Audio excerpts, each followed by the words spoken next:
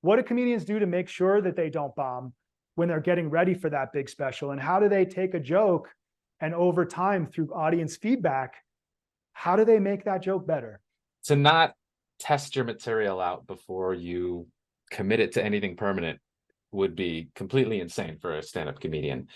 And it is that hard work that pays off night after night, polishing these jokes little by little, like samurai swords, like slamming every time to get it just a little tighter. You would hope that a comedian would put in every ounce of time and effort to polish their material before putting it down in a special. And you do see that 99% of the time. And there's a lot of local comics. I have some friends who are about to film a couple specials of their own in like small time scales, and they're going around shopping their special around, trying it here, trying it there, really trying to tighten it up. It's crucial. And what I see, unfortunately, with sales teams is they're not taking the time, or they don't have the place, a safe space to cut their teeth, right? So when a comedian is getting ready for their big Netflix special, they're hitting bars, they're hitting clubs, they're hitting whatever they can do to get that stage time, to get that feedback, to make sure they're ready. What I see with sales teams is they're throwing salespeople in sink or swim with really good quality leads. And now I'm cutting my teeth on a potential opportunity. I'm cutting my teeth and getting better as a salesperson with my story, with my pitch, with all this stuff. I'm getting better in front of potential customers. That's insane to me. How are founders, CEOs, head of sales organizations, and even not salespeople themselves taking more accountability? Now, I know in some organizations you'd be like, well, we role play, or, hey, we do some of that. That's fine. But even role playing doesn't really stand up to things like, is your team, are you having them get out there and do Toastmasters? Is your team, are you putting them through improvisation exercises? Even doing simple things to put them on the spot, help them think on their feet better. And do you have a safe space for them, even at work, where you say, hey, you got 5 minutes to give me your best slides? This is what I love. I mean, this is why we started Pitch Lab, right? Is to give salespeople the same reps that comedians get, so you can have that safe place to come do that. The second piece is comedians are getting feedback. They're getting data on these jokes. Like, I don't know about you, but I've gotten caught up where I thought a joke was hilarious, but I had to give up on it after like the 12th time it didn't get a laugh.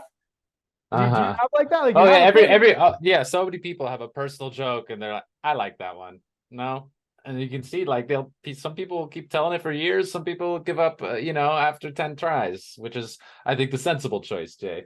And then, you don't always have to throw it in the trash. You put it away and maybe it comes back better later, just like ideas. Yeah. And I think it was Brian Regan. I'm not sure who it was, but he had a great savor line where he didn't get a laugh for something he thought was funny. He said, "Thank you so much for the feedback. That is a new joke." Right. And even that just got, like, all right, that's awesome. No. There's endless variations of that. And it really comes down to the comedian being aware of and admitting when a joke falls flat. Because if you tell a joke and it doesn't do well and you think it was great, you're causing a disconnect in the audience where they're like, wait, I thought you were a funny person who knows what's funny. You didn't know that wasn't funny? But when you acknowledge it, they go, oh, okay, you're still funny. That sucked. Great. I love it. So what I want to compare this to is if you're a founder, CEO, and in our last video, we talked about the sales process and those steps. So lead, discovery, this is some type of pitch, proposal, demo, contract, and then closed won. It's the same idea. What kind of feedback are you getting from your prospects? What kind of feedback? Where are they dropping out of your pipeline? Where are they ghosting you? This is good information, like a crowd laughing or not laughing at a comedian. This is really good information. So when your sales process is structured, it's optimized and documented, and then you've mapped it to your sales pipeline, if you could see up here, you're going to get so good at the feedback. You're going to get so good at the understanding that you're going to know however many opportunities I have in lead, let's say roughly 10% of them are going to close. However many discoveries I do, roughly 30% of them are going to close. And obviously this is going to be different for everybody.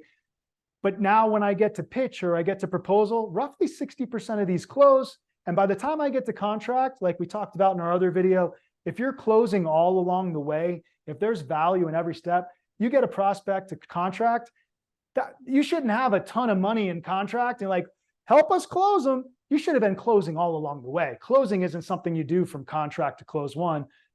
Closing is something you do incrementally. So the punchline here is, just like a comedian is getting feedback with laughter, if you have your CRM set up right, if you're watching these numbers and you really understand your numbers and what's coming through, you're going to get better. You're going to get smarter. You're going to be able to optimize each phase. And then obviously think about what this is going to do for financial forecasting, resource forecasting, to be able to look at any point and say, I have X number of deals, X number of dollars in here, roughly 60% of these are going to close. If you are an entrepreneur or a founder of a startup or a new company, you got to have this data, because an investor's not going to drop $1 million on you unless that they know, all right, out of this $1 million, you could be able to get this many leads, close this many. People need that type of certainty. You need that type of certainty as someone that runs your company. If you're looking for investment dollars, you got to have this type of certainty, this type of numbers and feedback. Finally, if you're like, well, where do I even start? For my new founders that are trying to stand up a team, here's basically all the numbers you need to get going. How many new leads a week or a month are coming into your pipeline? How many of those leads are you converting into opportunities? Meaning people say, yeah, let's continue talking. Let's go from discovery on. Win rate, this is obvious. So many companies out there are trying to just drop more leads in and not worrying about their win rate. Improve your sales process, optimize what you're doing, provide value, improve that win rate, and then total revenue. This is by new business, upselling existing business, what type of revenue. If you just start with these four, this is going to get you more than what you need.